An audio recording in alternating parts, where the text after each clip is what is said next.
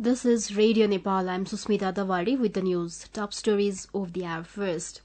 High-level committee formed to investigate Kanchanpur incident begins its work from today. One person shot dead during the protest.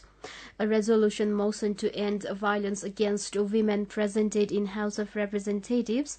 Preparations to hold a fourth BIMSTEC summit on August 30 and 31st at a final stage, and Scott Morrison becomes Australia's new Prime Minister. Now the news in detail. One person has died and one got injured when the police fired at the protesters in Bhimdatta municipality today.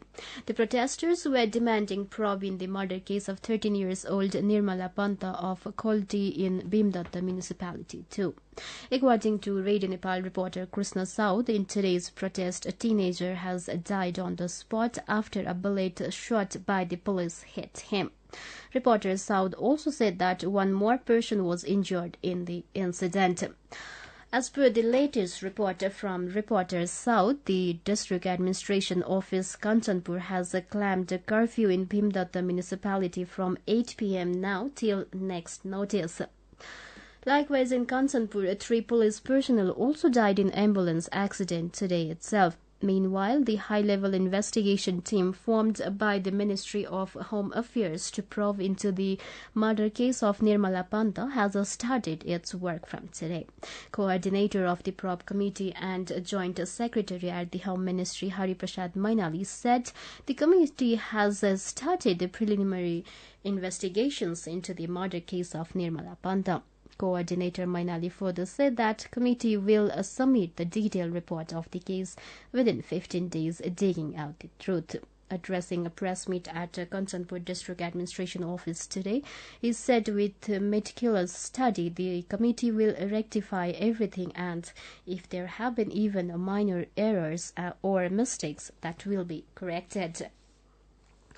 Meanwhile, newly appointed Chief District Officer in Kanchanpur, Taranath Adhikari, today urged all the stakeholders to keep calm and help the investigation team to find the truth behind the case.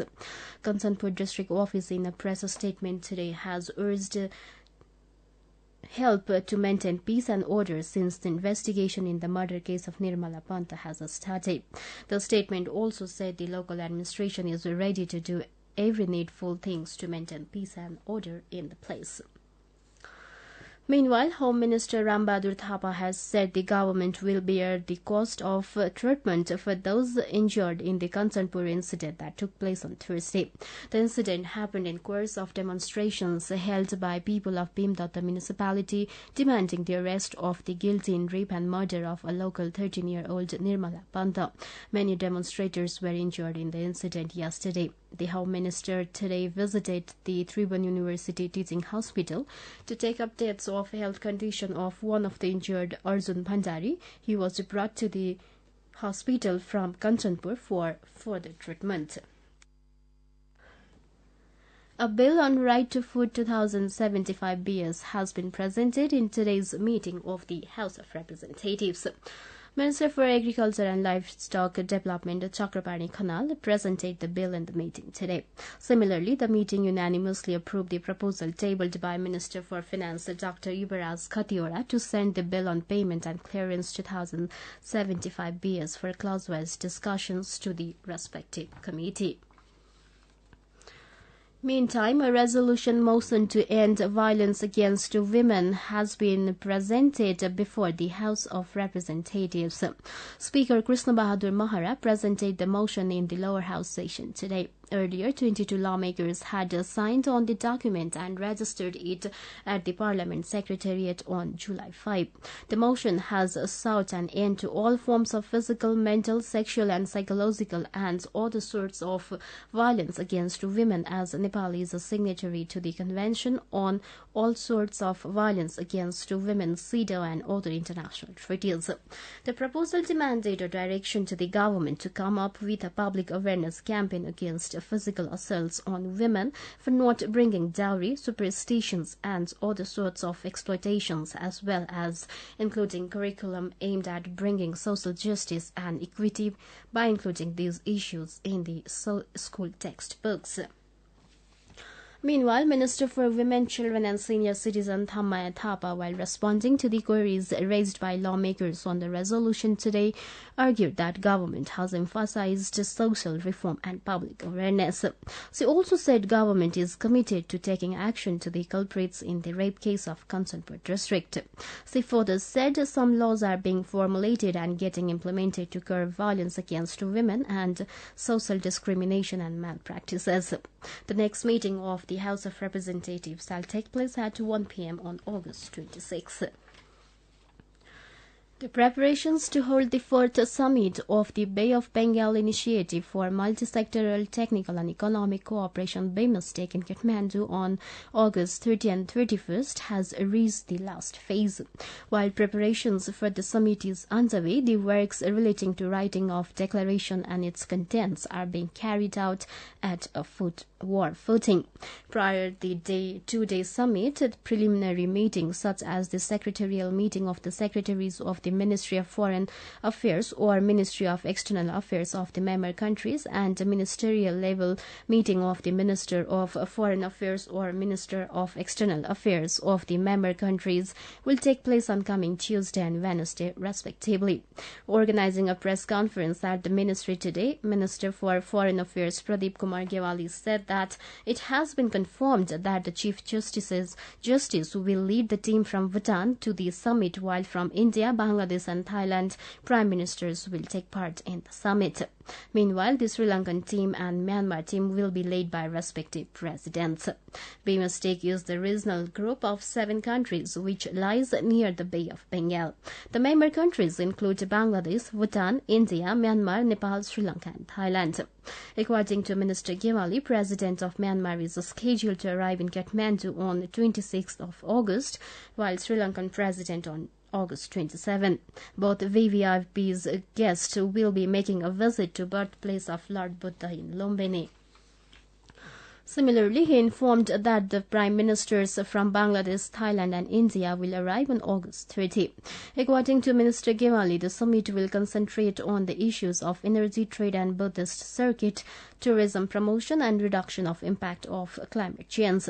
Besides, issues relating to connecting the nations by power transmission grids and optical fiber in addition to by land, water and air routes will figure as the top priorities of the summit. Minister for Culture, Tourism and Civil Aviation Rabindra Adhikari has said that there is a lack of institutions to produce skilled manpower required for tourism sector in the country despite enough possibility of tourism entrepreneurship. Speaking at a program in the capital today organized to discuss about upgrading Nepal Academy of Tourism and Hotel Management NATHM into a university, Minister Adhikari also opined for establishing a tourism university following public and private partnership modality. Nuwakot District Court has ordered to keep a spokesperson of the Nepal Communist Party led by Biplab Kharga Bahadur Biswakarma Prakanda in custody for 3 days. Earlier today, police had presented Biswakarma before Nuwakot District Court to extend the date for investigation. After the hearing, District Justice Rishikesh Wagle directed to keep him in custody for 3 days and investigate the case. According to Nuwakot Police Chief Basanta Bahadur Kumar, Biswakarma was brought to the district to file a case against him on charge of setting ablaze 2 excavators at Belkot Gardi Municipality 9 in the district on July 23rd. However, Biswakarma has denied his involvement in the incident.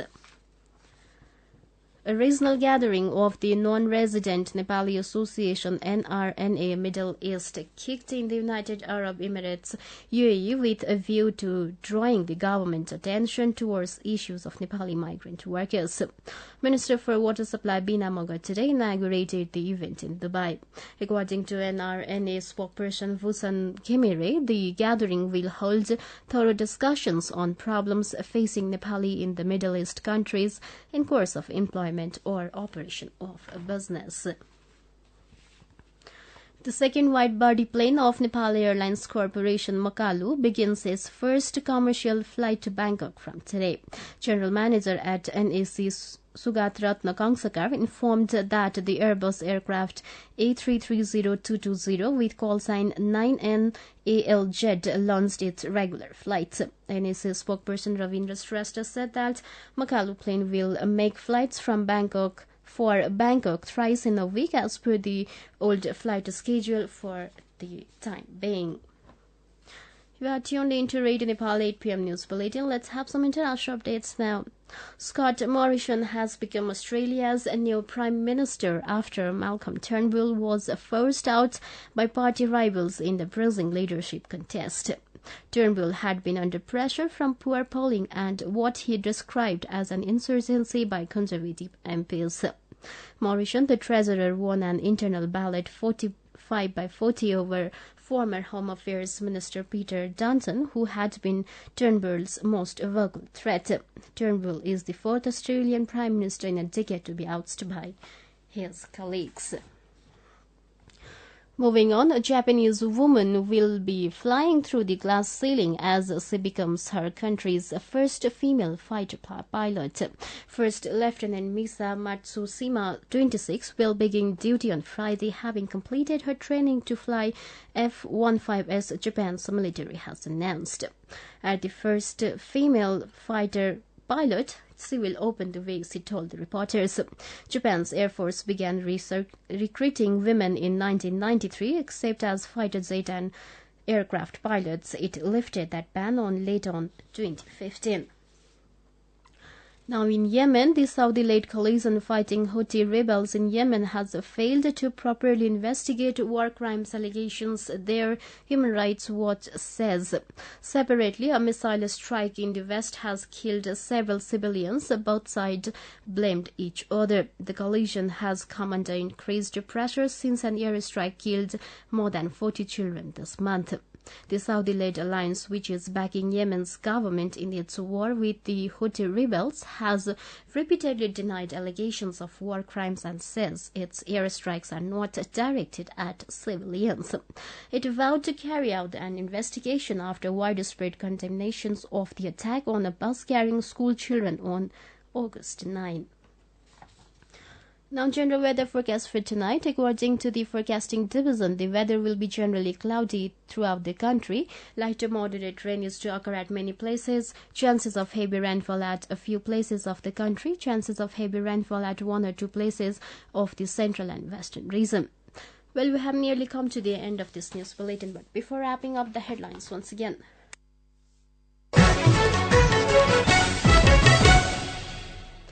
High-level committee formed to investigate Kanchanpur incident begins its work from today. One person shot dead during the protest. A resolution motion to end violence against women presented in House of Representatives. Preparations to hold a fourth BIMSTEC summit on August 30 and 31st at a final stage. And Scott Morrison becomes Australia's new Prime Minister. Well, that is the end of the news from Radio Nepal for this hour. Our next bulletin in English will be at 8 in the morning tomorrow. Please also log on to our website www.radionepal.gov.np for more news and online programs.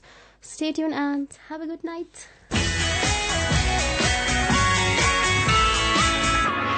A special weather bulletin for mountaineering expedition teams.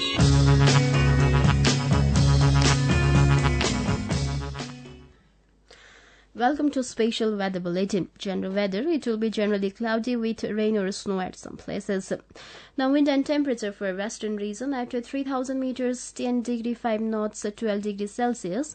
At 5,500 meters, 230 degree 10 knots, minus 1 degree Celsius.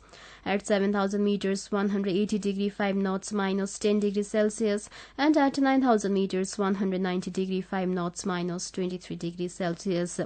Now, wind and temperature for central region at 3,000 meters, 250 degree 5 knots, 19 degrees Celsius. At 5,500 meters, 230 degree 10 knots, minus 1 degree Celsius. At 7,000 meters, 230 degree 10 knots, minus 10 degrees Celsius. And at 9,000 meters, 150 degree 5 knots, 23 degrees Celsius. Now wind and temperature for eastern region at 3000 meters 170 degree 5 knots 20 degree Celsius, at 5500 meters 190 degree 10 knots 1 degree Celsius, at 7000 meters 270 degree 10 knots minus 10 degree Celsius, and at 9000 meters 270 degree 5 knots minus 23 degree Celsius. Well, that's the end of the special weather bulletin from Radio Nepal.